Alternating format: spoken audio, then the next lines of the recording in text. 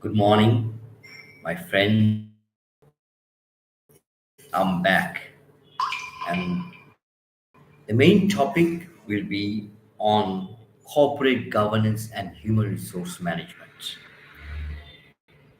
As I understand, corporate governance is a very, very big issue. Maybe to some extent it is unexplored, unexploited, but it is an important issue.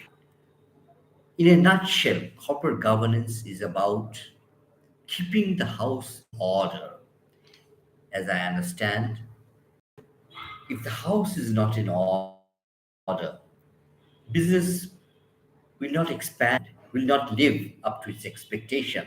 And that's why this topic is extremely important. And as I said earlier, it's to some extent unexploited by the business world.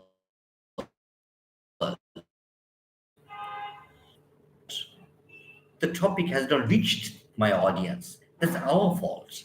That's all I can say. It's not about we are taking the responsibility. It hasn't reached the audience yet. But it's a very interesting topic. I hope all of you will enjoy the topic. And how is everyone today? Hopefully everyone is fine. And let's enjoy the lecture. Let's see how far we can go.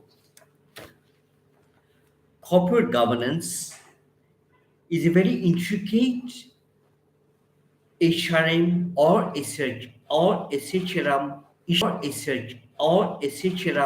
issue.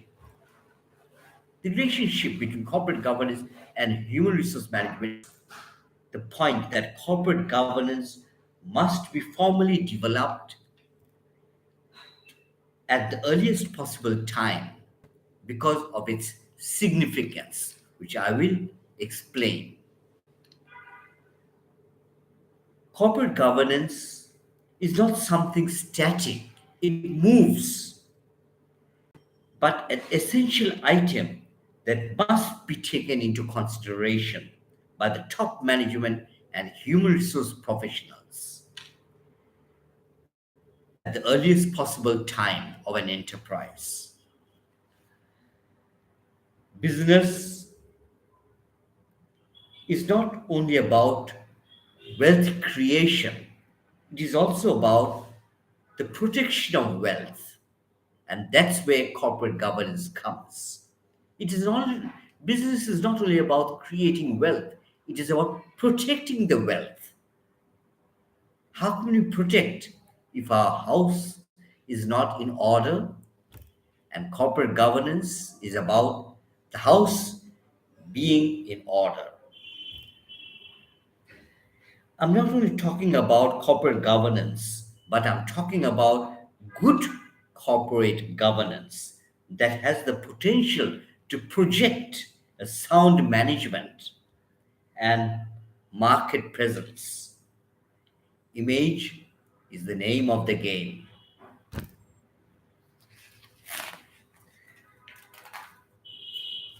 The linkage between corporate governance and human resource management is about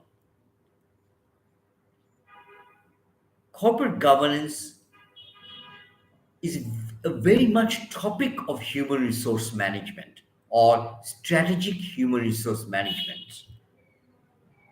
And also speaking so, I have to also say that of our academic discipline. Ask any HRM student, he'll tell you corporate government is a part of the subject. That's how we gain an advanced knowledge in this subject.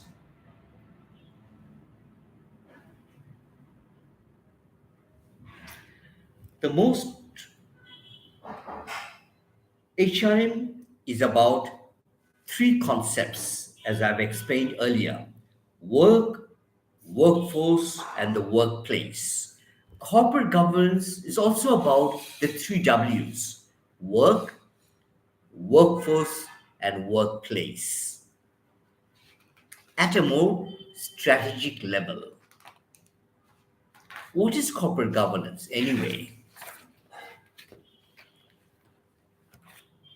According to CIPD London 2015, corporate governance is about supervising the management of a company and managing the risks so that the business is done competently and with integrity, with due regards to all stakeholders. As I understand, corporate governance is managing the organization through a system where key decisions are taken and cascaded down to the managers for implementation.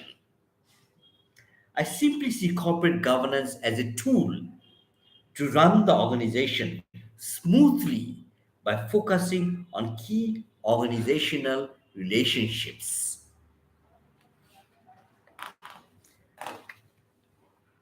Corporate governance, I repeat, the CIPD quotation, corporate governance is about supervising the management of a company and managing the risks so that the business is done competently and with integrity and with due regards to the interests of the of the stakeholders.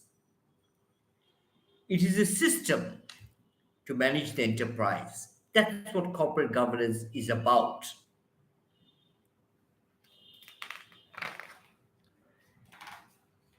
It is a system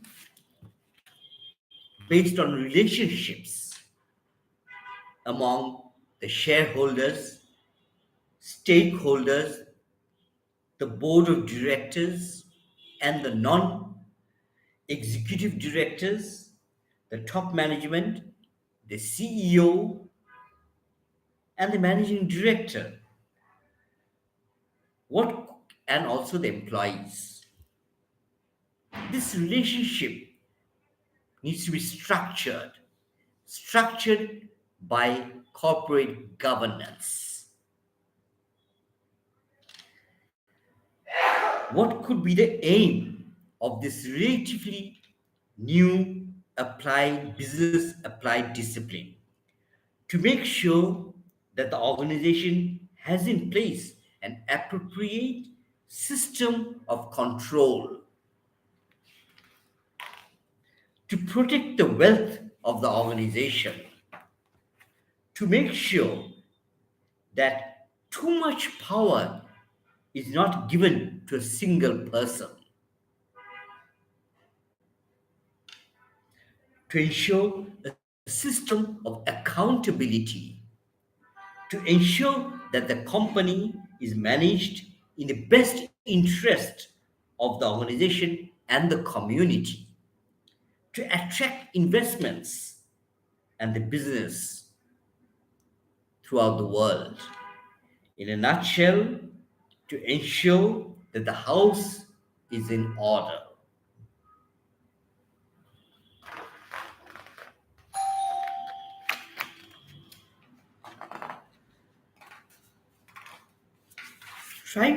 Let me try to trace the history of corporate governance very briefly. Yes, it historically this discipline is extremely rich. I will not go into the history of this organization. Just briefly, I'm saying many scandals and collapses have contributed to the development of this discipline.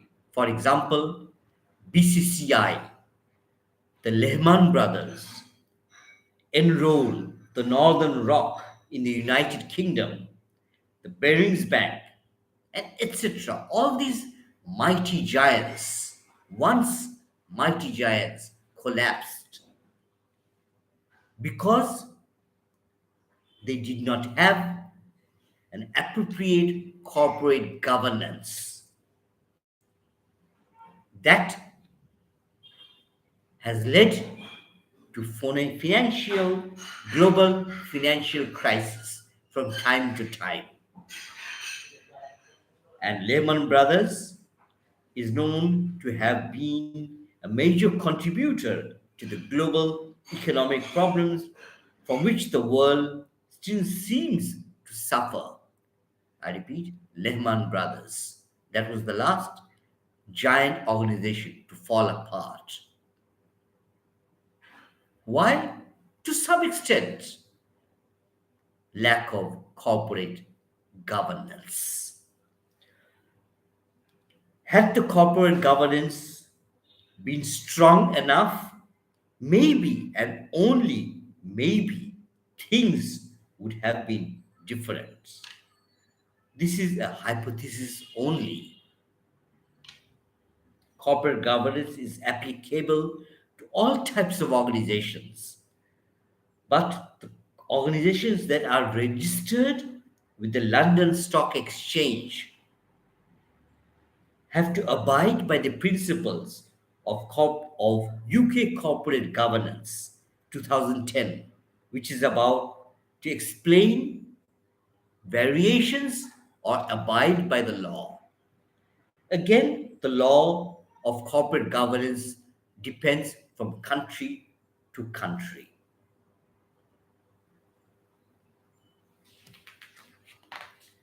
Simply stating, corporate governance sets to establish the organization, sets to establish how the organization will be run, will be governed, will be controlled by focusing on clear roles and responsibilities of the investors, the board of directors, the CEO and the managing director, and the management and stakeholders. From this perspective, corporate governance can be divided into two parts: investors, those who fund the organization, those who are the owners of the organization, and investees are those who manage the company affairs on behalf of the owners. If the relationship of investors and investees, that at times can be very confusing in small organizations, the owner becomes the managing director. It is quite realistic, quite practical in all the small organizations. The investor becomes the managing director of the organization, runs the organization. From practical reasons, the small enterprise is not doesn't have any finances to actually hire a board of directors. It makes sense to me.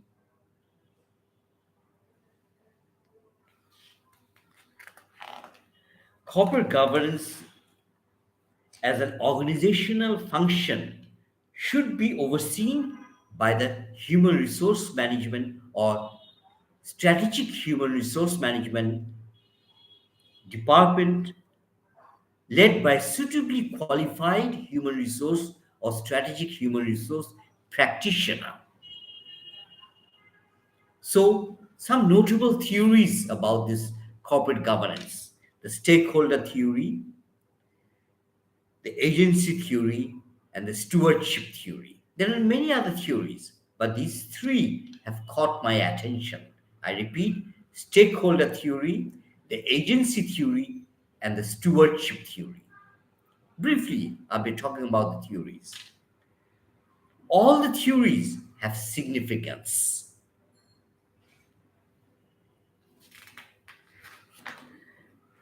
The stakeholder perspective takes into account all the groups of people who have a stake in the well being of the enterprise. These theories believe, these theorists who believe in the stakeholder theory believe that the asset of the enterprise does not belong to the owner only.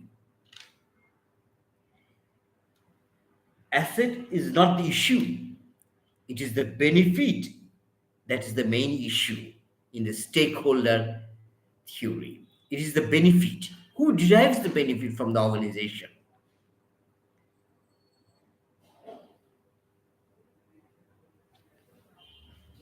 Here, we are talking about benefit instead of asset from a very stakeholder perspective. Who are the stakeholders? It's the community, employees, business community, suppliers, the management, customers, banks, investors, government, and so on. Those who have an interest on the well being of the enterprise. I repeat, who are the stakeholders?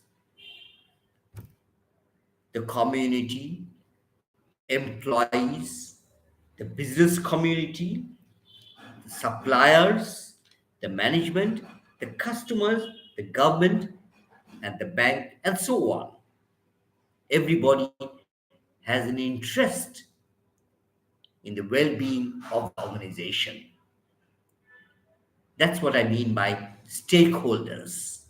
This theory is about investor and owner and the management referred to as the management. I repeat, on the other hand, agency theory focuses on the owner and the investors.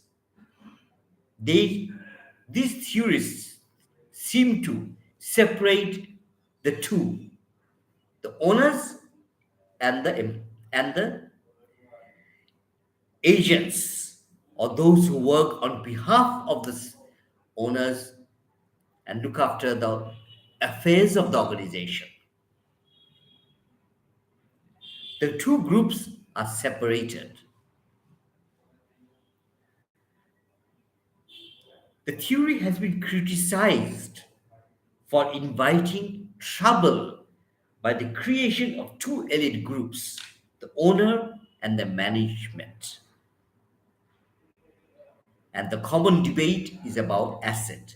On the other hand, stakeholders have tried to minimize this controversy of two groups. In stakeholders, there's no such thing as groups. All work together for the well being of the organization. Two different perspectives. It's very important for the managers to realize. It is important for the top management as well as the managing director or the CEO and the management team to understand two basic concepts: stakeholder theory and the agency theory. Particularly, I'm in favor of the stakeholder theory, where we talk about benefits and where we talk about a united front among the stakeholders to save the organization, prosper the organization, to take the organization further. Another theory is the stewardship theory, which is about leadership or the stewards of the organization. And it is the management who are the leaders of the organization. But the focus is on the word leadership, an extremely important concept, an inescapable truth that leaders take the organization from one level to another level. And the leader is not only about the CEO or the managing director, it is also about those who lead people are the leaders of the organization. All have a responsibility to work unitedly for the well being of the organization.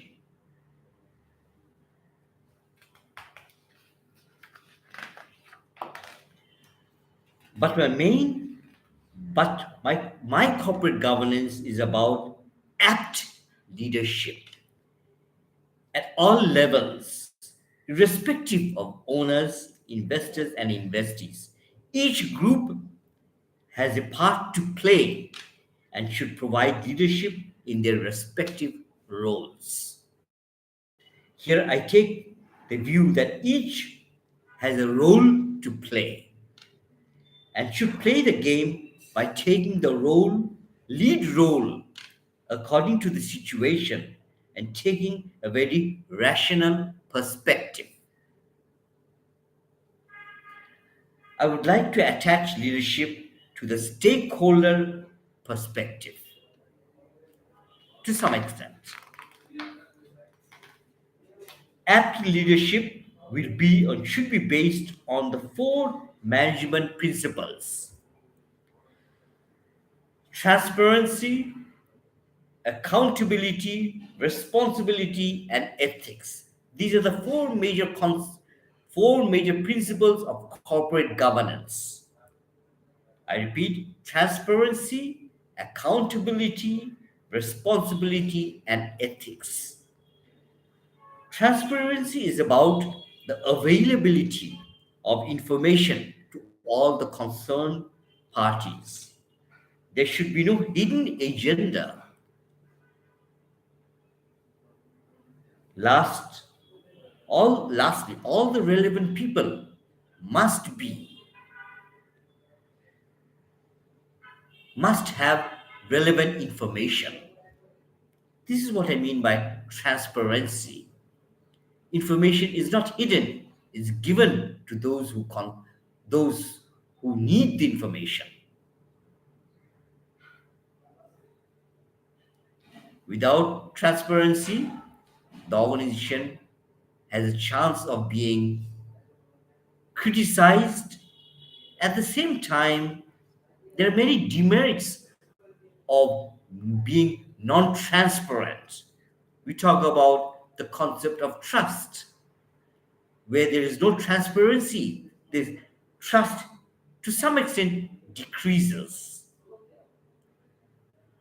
Why should I trust you? Why should you trust me if the information is not available?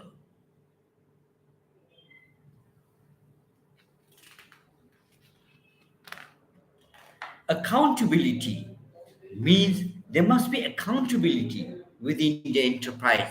Nobody is to be taken above law nor have absolute power. It's a very important concept. That means in accountability, nobody should have, absolute power. Everybody is accountable to each other. And that is how I would like to see an enterprise run. Accountable means being answerable.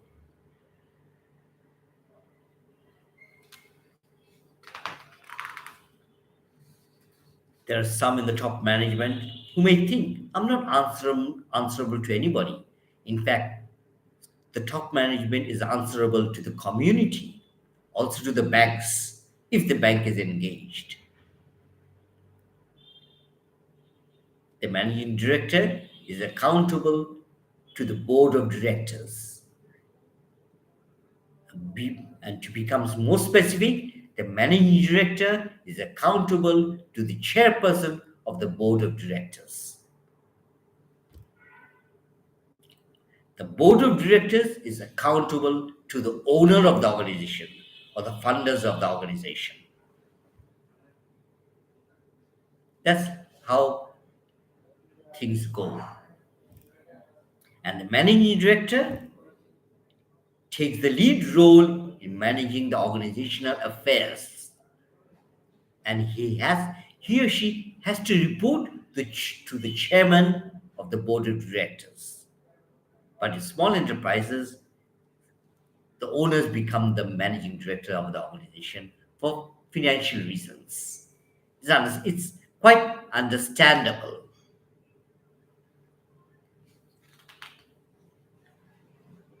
And another concept which is of great significance is ethics. Corporate governance. I would like to see corporate governance more associated with the concept of ethics. I've covered that in one of the previous episodes. And it is a very significant concept, ethics. And that's from a moral perspective. What is right?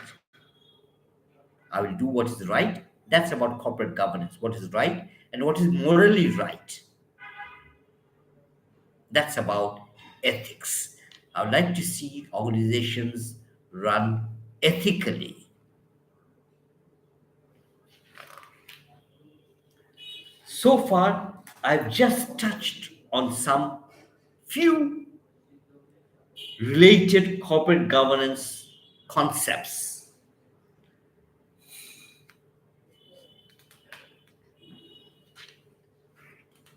Here, I haven't really gone into the board of directors, how the board of directors are formed, etc. How is a chairperson selected to run the board? I haven't gone into those issues. Those are very technical issues and very, very significant. How is the board managed and the chairperson? How is the selection done? And the board is selected by the investors to run the organization smoothly.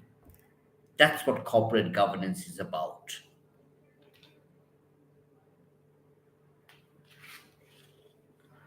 And here, the managing director looks after the day to day affairs of the organization.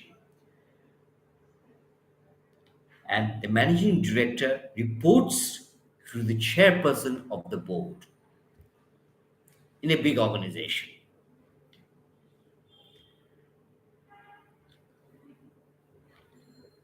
And the banks, if there is a banking issue,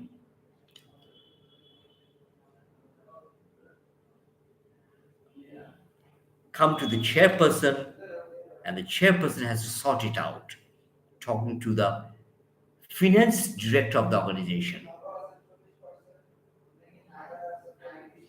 In fact, in, in the board of directors, there will be somebody looking after the finances of the organization. And the bank will liaise with this person. And then obviously, we're talking about managing director and the rest.